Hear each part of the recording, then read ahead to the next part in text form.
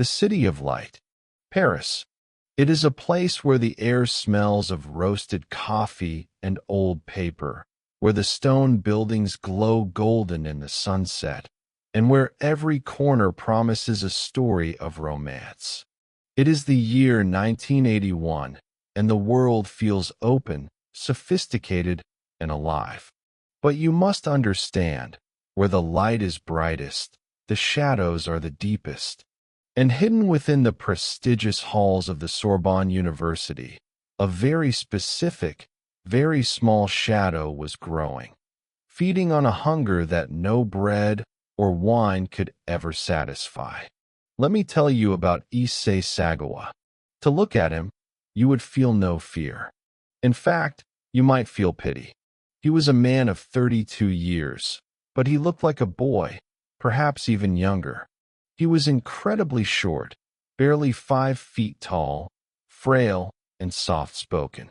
He came from a wealthy Japanese family, a man of culture and literature, studying avant-garde poetry in one of the most intellectual cities on earth. He was quiet, polite, the kind of neighbor you would hold the door for, the kind of student who sat in the back and took meticulous notes. But inside that small, fragile frame lived a darkness so ancient and so profound that it defies the logic of the human heart. You see, Issei didn't see the world like you or I. Since he was a very young child, practically a baby, his dreams were not filled with toys or friends. They were filled with flesh. He was obsessed with the story of Hansel and Gretel, not because he feared the witch, but because he envied her. He looked at his own body, weak, small, ugly in his own eyes, and he loathed it. He felt like a mistake. And then he looked at others, specifically tall, beautiful, Western women. To him, they were like goddesses. They were powerful. They were full of life. And in his twisted, broken logic, he believed that if he could consume them, literally eat their flesh, he would absorb their power. He would stop being the weak little Issei and become something beautiful. He walked the streets of Paris that spring not as a student, but as a hunter. But he was a hunter who looked like prey. He would wander through the bustling boulevards, watching the women walk by. He wasn't looking at them with love, or even with lust in the way we understand it. He was looking at them with the appetite of a starving wolf. He would fixate on their shoulders, their arms, the way their skin caught the sunlight. He carried a tape recorder with him, whispering his sick fantasies into it as he walked, documenting his own descent into madness. "I want to eat her," he would whisper, watching a stranger pass by. "She looks delicious." He had tried before, you know. Back in Tokyo, before he ever came to France, he had tried to break into a woman's apartment. He was caught, but his wealthy father paid the victim off to keep it quiet. He was sent to Paris to start over, to be cured by distance. But you cannot run away from what is inside your own blood. In Paris, the loneliness only made the hunger worse. He sat in his apartment at 10 Rue Erlanger, a cold, modern building that felt disconnected from the charm of the city. He felt invisible. And when you feel invisible, you start to believe that the rules of the world do not apply to you. He began to spiral. The poetry he studied, dark, expressionist, violent, only fueled the fire in his mind. He bought a camera. He bought a telescope. He was preparing, but he needed the right vessel. He needed someone who embodied everything he wasn't. Someone tall, someone brilliant, someone golden. He didn't just want a body. He wanted a soul that he could steal. He spent his days in the library, his small eyes darting around the room, scanning the faces of the students, waiting for the perfect victim to walk through the door. He was patient. He was quiet. And the city of Paris, busy with its art and its politics and its lovers, had absolutely no idea that a monster was sitting right there in the reading room, waiting for his dinner to arrive. And then, one day, she walked in. Her name was Renee Hartevelt. If Issei Sagawa was a creature of the shadows, Renee was a being woven from the light itself. She was Dutch, 25 years old, and studying at the Sorbonne just like him. But the similarities stopped there. Renee was striking. She was tall, standing nearly 5'10", with fair skin, soft features, and an intellect that burned brightly. She was everything Issei was not. Where he was stunted and dark, she was statuesque and golden. Where he felt sickly and weak, she radiated a vibrant, healthy energy. To Issei, she wasn't just a woman. She was a symbol of Western perfection, a towering goddess of life that he felt unworthy to even stand beside. He first spotted her in a class on German literature. It was as if gravity shifted the moment she entered the room. He couldn't look away. He saw her back, the curve of her neck, the way she held her pen. His obsession wasn't immediate violence. It was a strange, suffocating mixture of adoration and appetite.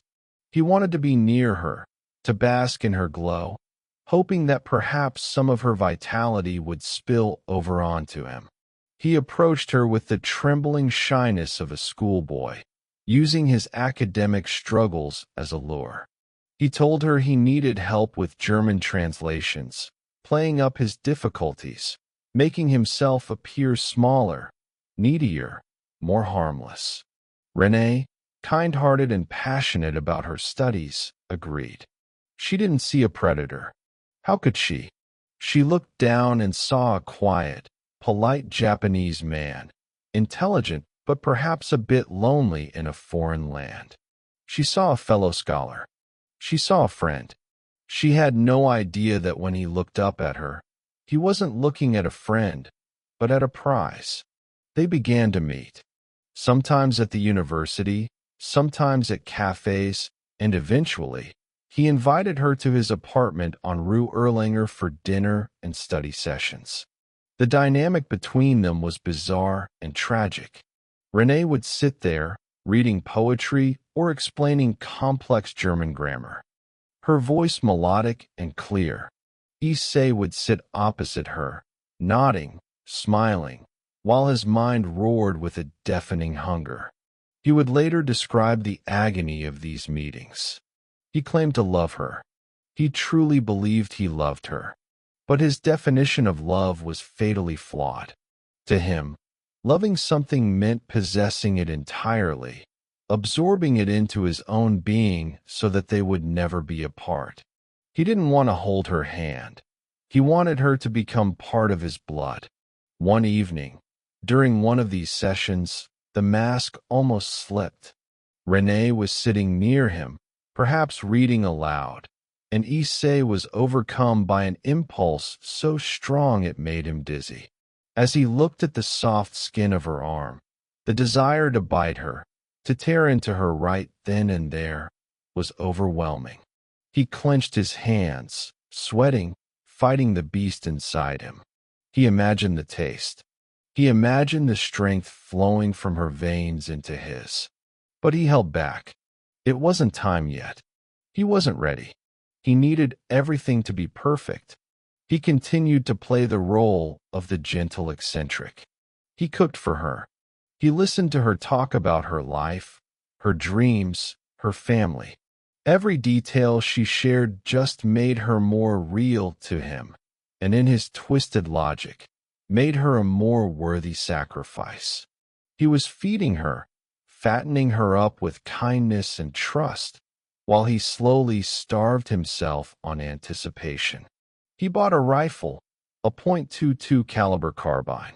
He told himself it was for protection, but he knew, deep down, in the black pit of his soul, he knew exactly what it was for. He practiced aiming it in his small room. He imagined her back. He imagined the silence. The tragedy of Renée Hartevelt is not just her death, but her kindness. She trusted him. She felt safe with him. She likely pitied his loneliness and enjoyed their intellectual conversations. She walked willingly into the lion's den because the lion had disguised himself as a lamb. She didn't know that every smile he gave her was a lie, and every time he looked at her, he was measuring her, dissecting her, preparing her for a feast that only existed in his nightmares. The date was approaching. The hunger was becoming painful, and Issei Sagawa decided that he could wait no longer. He needed to become whole. He needed to consume his goddess. The day was June 11th, 1981. A Thursday. In Paris, the early summer air was thick with the scent of blooming lindens and the distant hum of city life. But inside the apartment at 10 Rue Erlanger, the atmosphere was different. It was sterile, quiet, and heavy with a tension that Renée Hartevelt could not possibly have sensed. Issei had invited her over for an evening of literature. He told her he wanted her to record some German poetry for him, a request that seemed perfectly natural for two doctoral students. Renée arrived wearing a bright, floral dress that seemed to defy the gloom of Issei's small, modern apartment. She brought with her the vitality of the outside world, unaware that she was stepping into a tomb.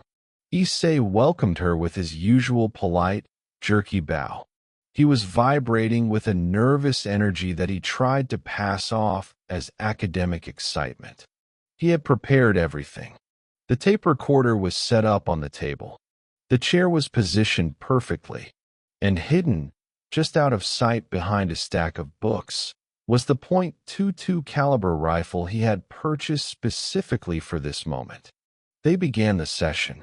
Renée sat with her back to him, her posture elegant and tall. She leaned over the desk, her golden hair falling forward as she began to read. Her voice, steady and clear, filled the room with the rhythmic beauty of German verse. Issei stood behind her, watching the movement of her throat as she spoke, the way her shoulders rose and fell with every breath. To him, this was the ultimate performance. She was giving him her voice, her intellect, her very essence. He felt a wave of what he called love wash over him, a feeling so intense it made his vision blur. But it was a love that required her end. He reached for the rifle. His hands were shaking, not with regret, but with the sheer weight of the destiny he had created for himself. He looked at the back of her head, at the soft spot where her skull met her neck. This was the threshold. If he pulled the trigger, the world as he knew it would vanish. There would be no more Sorbonne, no more poetry, no more quiet student life. There would only be him and the flesh. He hesitated. For a moment, the humanity left in him flickered like a dying candle. He thought about her life, her family in Holland, the fact that she was a living, breathing person who had been nothing but kind to him. But then, the hunger roared back. It was a physical pain, a void in his stomach that had been empty since he was a child. He looked at her and didn't see a friend. He saw a masterpiece that needed to be claimed. He saw the only way he could ever be normal. He raised the cold metal of the barrel. He took a breath, trying to steady the trembling in his limbs. Renée continued to read, her voice a soothing melody in the quiet room. She was mid-sentence, perhaps in the middle of a beautiful metaphor about life or nature, when the world exploded. The sound of the shot was surprisingly small in the confines of the room, a sharp, dry crack that sounded like a breaking branch. But the impact was absolute. In a heartbeat, the melody stopped. The golden girl collapsed forward onto the desk, the poetry book falling to the floor. Silence rushed back into the room, heavier than before, thick with the smell of gunpowder and the sudden, metallic tang of blood. Issei stood there, the rifle still smoking in his hands. He didn't scream. He didn't run. He didn't feel horror. Instead, he felt a profound sense of relief. The hunt was over. The goddess had been brought down to his level. He walked around the desk and looked at her face. The light was gone from her eyes, but to him, she had never been more beautiful. She was finally still. She was finally his. He reached out a small, pale hand and touched her cheek, which was still warm. The sun was beginning to set over Paris, casting long, dark shadows across the floor of the apartment. Issei Sagawa was no longer a student. He was a conqueror. And now, the true ceremony was about to begin.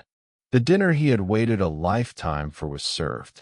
The silence that followed the gunshot was absolute, a heavy, ringing void that seemed to swallow the very air in the room.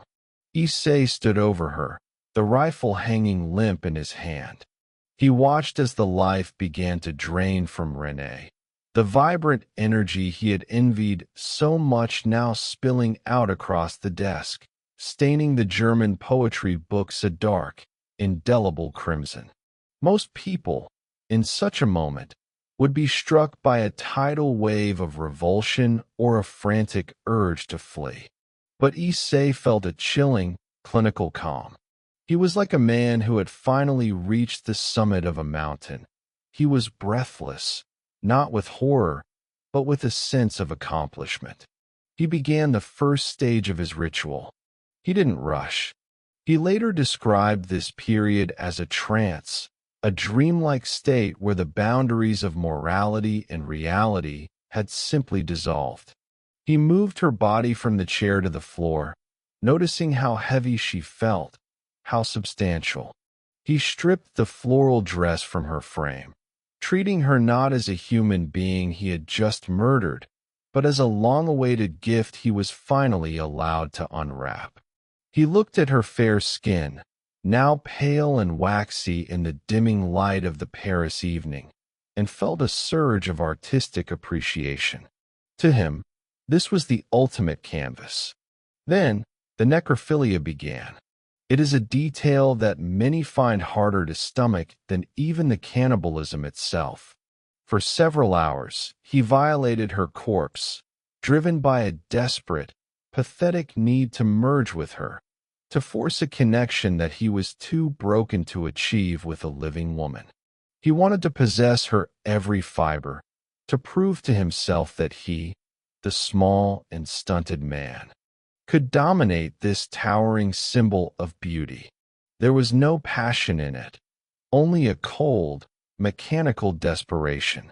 He was trying to fill a hole in his soul that was bottomless. As the night deepened, the true purpose of his crime took centerpiece. He went to the kitchen and retrieved a small, sharp knife. He returned to the body, kneeling beside her like a priest at an altar. He would later tell the police, with a disturbing lack of emotion, that his first bite was not cooked. He leaned down and bit into her buttock, but her skin was tough, resistant. He realized then that he could not simply consume her like an animal. He had to treat her with the respect of a gourmet. He began the systematic process of butchering her. He was not a doctor, but he was methodical. He carved pieces from her thighs and her arms, carefully selecting the parts he believed would be the most tender, the most divine. He took these pieces into his small kitchenette. The sound of the knife against the cutting board, the hiss of the frying pan, these were the domestic sounds of a nightmare. He cooked her flesh with salt and pepper, sautéing it in butter as if it were a common steak from a Parisian market. The smell of cooking meat filled the apartment, drifting toward the vents, a scent so ordinary and so utterly monstrous. When he sat down to eat, he didn't feel sick. He felt a sense of deliciousness that he would boast about for the rest of his life.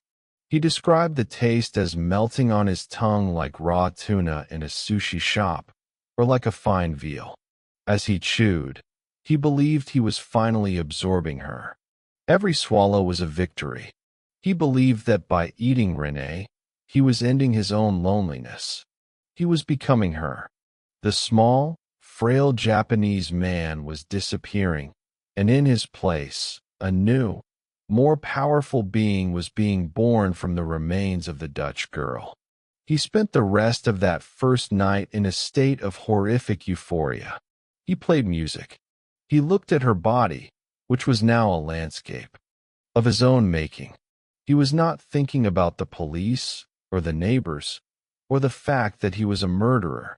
He was a man who had finally satisfied a hunger 32 years in the making. He was the king of his own dark world at 10 Rue Erlanger.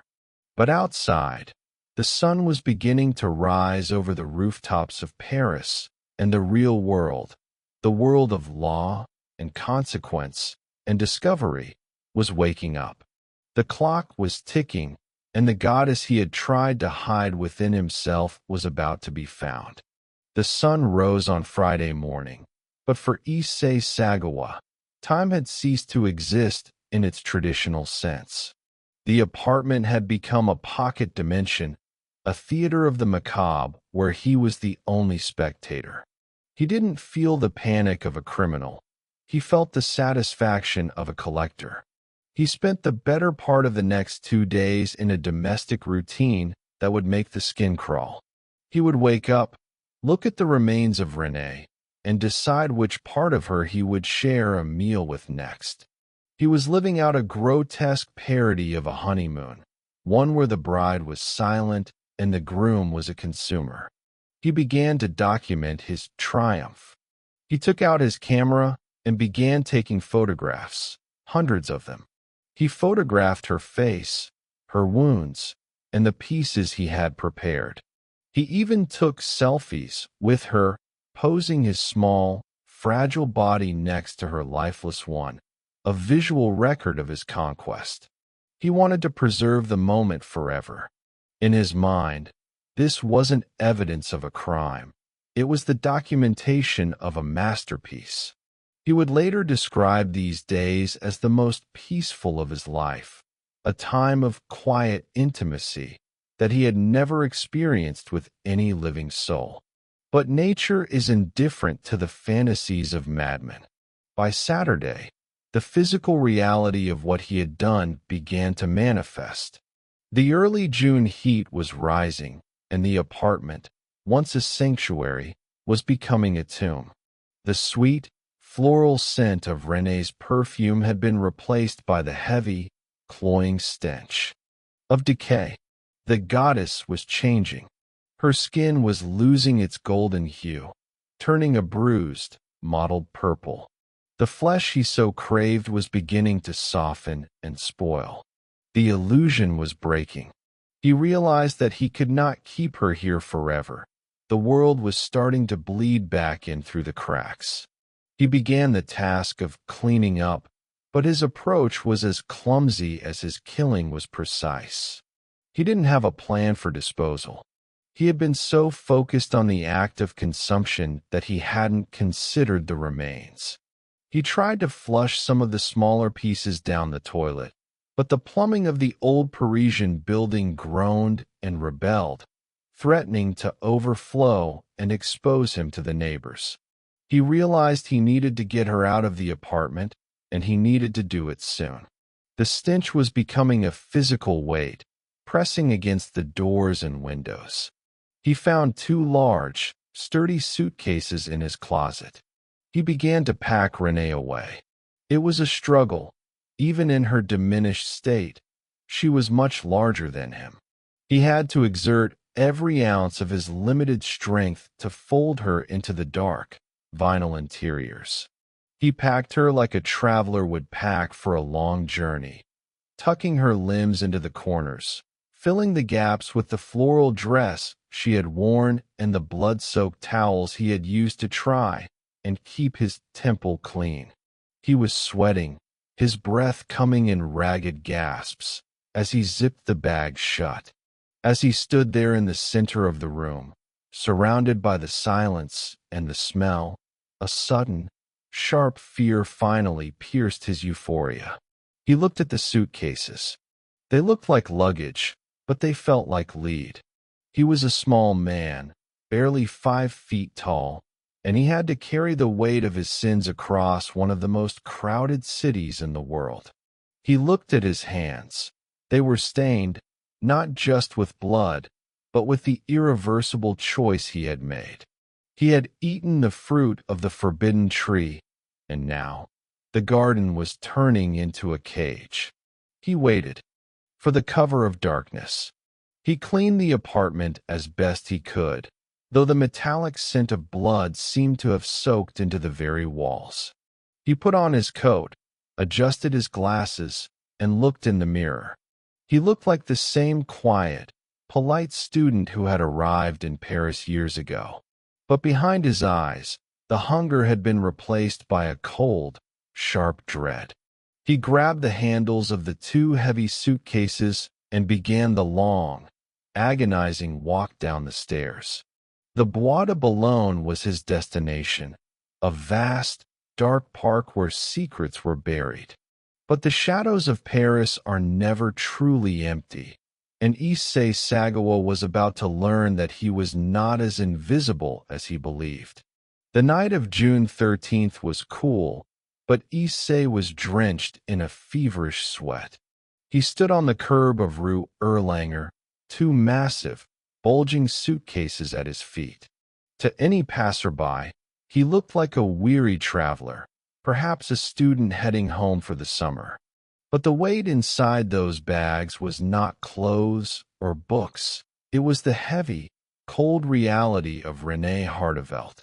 He hailed a taxi, his voice cracking as he gave the destination, the Bois de Boulogne. This massive park, known as the lungs of Paris, was a place of beauty by day, but at night, it transformed into a labyrinth of shadows, a place where the city's darker elements came to play. The taxi ride was a descent into a private hell.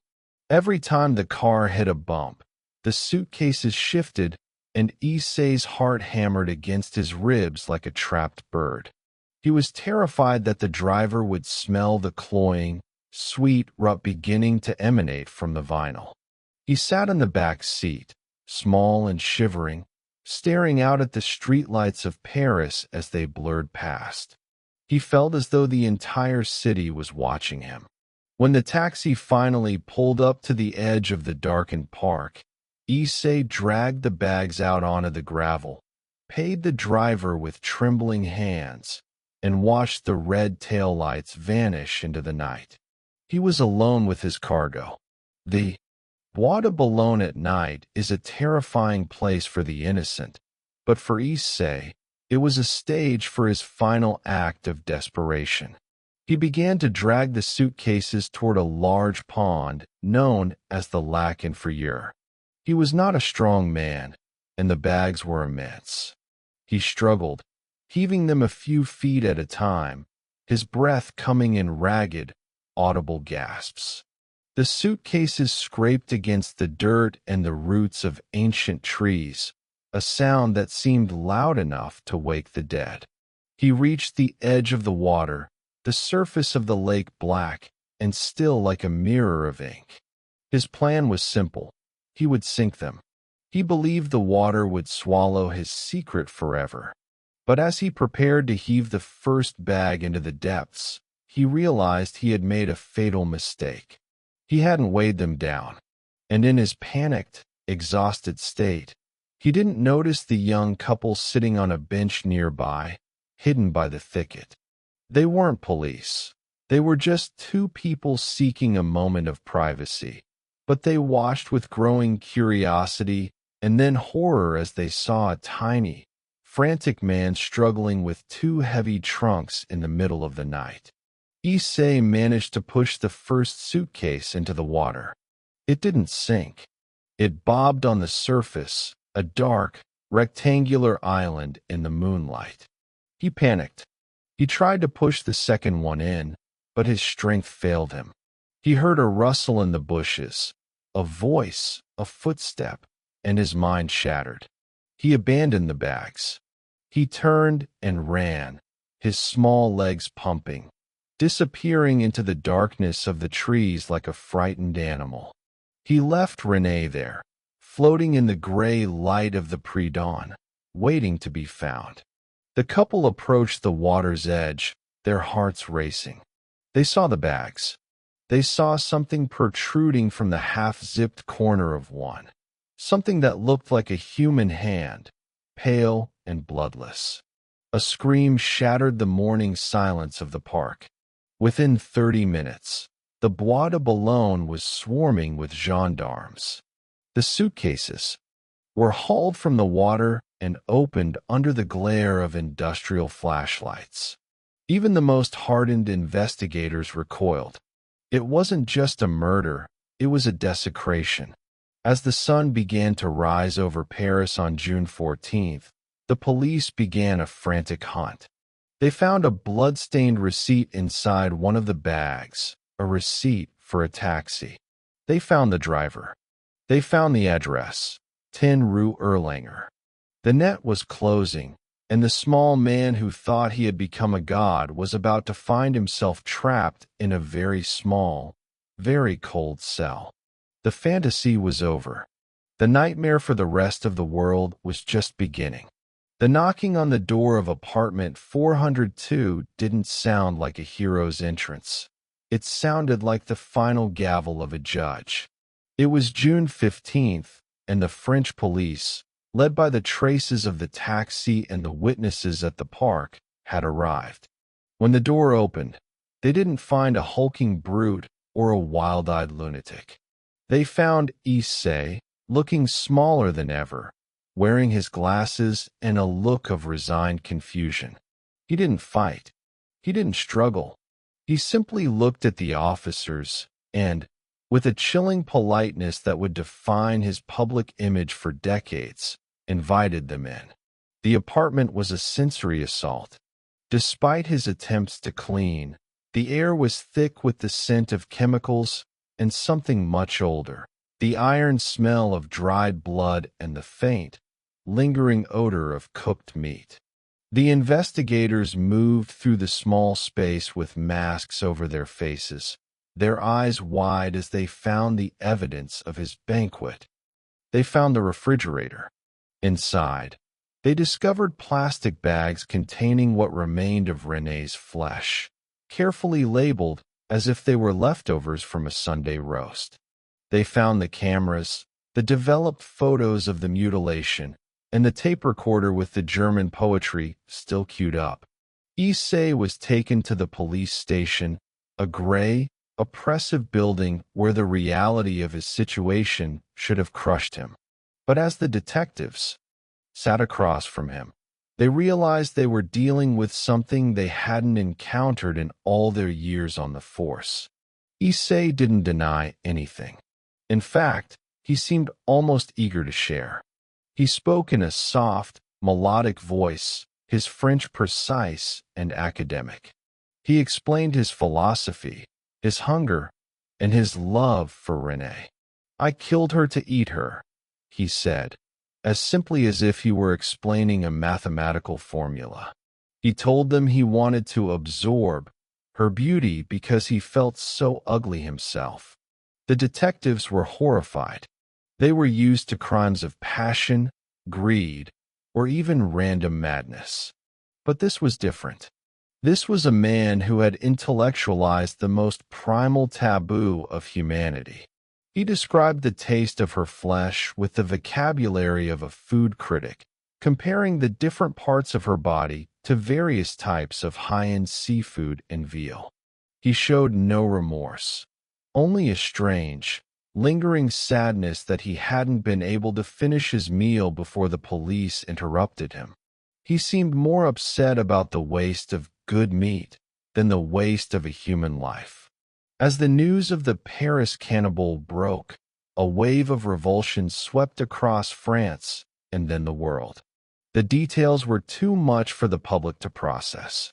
The idea of a Sorbonne student, a man of culture, committing such an act in the heart of the civilized world felt like a crack in the foundation of society. People wanted a monster they could hate, but in the news photos, Issei looked like a pathetic, lonely child. This discrepancy between the mild-mannered student and the necrophiliac cannibal created a fascination that was as toxic as the crime itself. Issei was placed under the care of psychiatric experts. He was poked, prodded, and questioned by the best minds in France. They looked into his childhood, his wealthy upbringing, and the dark fantasies that had simmered in his brain for 30 years. The question for the court was simple but impossible. Was he a cold-blooded killer who chose to act on his desires? Or was he a man so profoundly broken by his own biology and mind that he didn't know right from wrong? As he sat in his cell, Issei began to write. He wasn't writing apologies to René's family in Holland. He was writing his memoirs. He realized that the world was watching him with a horrified intensity, and he began to lean into it. He was no longer the invisible man on the street. He was the most famous cannibal in the world. He was waiting for his trial, confident that his illness would protect him. He didn't realize that the very system meant to provide justice was about to create one of the most controversial loopholes in legal history. The legal machinery of France is a labyrinth, and inside its stone walls, Issei Sagawa became a puzzle that no one could solve. He was held at the Santé prison, but he didn't belong among the thieves and the murderers. He was something else. To the French state, he was a non-lieu, a person for whom no trial could be held because he was legally insane. The psychiatric evaluations were unanimous. He was a victim of a profound, incurable psychosis. He was not a criminal to be punished, but a patient to be managed. He was moved to the Paul Giraud Psychiatric Hospital, a place of white tiles and hushed whispers, where he was expected to fade away into the fog of institutional life. But while Issei was locked away, the world outside was screaming. In the Netherlands, the family of René Hartevelt was paralyzed by a grief so sharp it felt like a physical wound. Their daughter, their golden girl, had been reduced to a headline, a meal, in the story of a monster. They wanted justice. They wanted to see him face the weight of his actions in a court of law. But the French system was resolute. If a man does not understand the nature of his crime, how can he be judged for it? Issei spent his days in the hospital drawing, writing, and, most disturbingly, receiving fan mail. The cult of the cannibal was beginning to grow. Then, the geopolitics of the case took a strange, dark turn. Issei's father, a powerful and wealthy businessman in Japan, was working tirelessly behind the scenes. He used his influence and his resources to advocate for his son's return. He argued that Issei should be treated in his home country, where the language and culture would better facilitate his recovery. In 1984, after only a few years of confinement, the French authorities agreed. They saw an opportunity to wash their hands of a diplomatic and ethical nightmare. They signed the papers, and Issei Sagawa was put on a plane, deported back to Japan. The French gave the Japanese authorities a set of documents, but they were incomplete. Because the case had been closed under the insanity ruling, the full criminal files, the evidence, the photos, the detailed confessions, were sealed under French privacy laws. When Issei landed in Tokyo, he was not a prisoner. He was a patient being transferred. He was taken to the Matsuzawa Hospital, where the elite psychologists of Japan were waiting to perform their own examination. They were expecting a raving lunatic. They were expecting a man whose mind was a shattered mirror. What they found instead was a man who was perfectly lucid. He was calm. He was articulate. He spoke of his crimes with a chillingly high level of self-awareness. After months of observation, the Japanese doctors delivered a bombshell verdict. Issei Sagawa was not insane. He had a personality disorder. Yes, but he knew exactly what he was doing. He was legally responsible for his actions. In any other circumstance, this would have meant a life sentence or the death penalty. But here, the wheels of justice hit a catastrophic snag. The Japanese prosecutors were trapped. They couldn't charge him for the murder of René Hardevelt because the French had already closed the case. Under the principle of double jeopardy, he couldn't be tried twice for the same act. Furthermore, the French refused to release the sealed evidence to a country where he might face the death penalty. Without the official files from Paris, the Japanese had no case to present to a judge. They held him as long as they could, but by 1986, they reached the end of the line. On August 12th, the gates of the hospital swung open. Issei Sagawa, the man who had murdered and consumed his classmate, stepped out into the bright Tokyo sun, a free man. The freedom of Issei Sagawa was a slap in the face of global morality. He stepped out of the hospital gates not into the shadows of shame, but into a blinding spotlight. In any other story, the villain would go into hiding, changing his name and living in fear of the world's judgment. But Japan in the late 1980s was a place of extreme media obsession, and Sagawa was a commodity that the tabloids could not ignore. He didn't just return to society. He became a minor celebrity. He was the cannibal, and to a certain segment of the public, he was a fascinating curiosity, a man who had crossed the final boundary and returned to tell the tale. He began to make a living from his crime. He wrote books, more than 20 of them, detailing his act of murder with a sickening, poetic flair. His most famous work, In the Fog, became a bestseller. He wasn't just telling a story, he was selling the experience of being a monster. He appeared on talk shows, sat for interviews, and even became a restaurant critic for a period, a move so darkly ironic it felt like a sick joke played on the memory of René Hardevelt. People would watch him eat on camera, shivering with a mixture of disgust and voyeuristic thrill, wondering if he was looking at the host the same way he had looked at his victim in Paris. He even appeared in adult films and comic books, leaning into the cannibal persona with a cold, calculated commercialism. He lived in a small apartment in Tokyo, surrounded by his books and his drawings of tall, blonde women. He never expressed true remorse. When asked about Renee, he would speak of her as if she were a long-lost lover, a part of him that he missed. He would say, "I still have the taste in my mouth." It was a psychological torment for Renee's family, who had to watch from across the ocean as the man who had desecrated their daughter was treated as a cult icon in his homeland. But as the years turned into decades, the celebrity of the cannibal began to sour. The novelty wore off, and the public's fascination turned into a lingering, uncomfortable silence. The money started to dry up.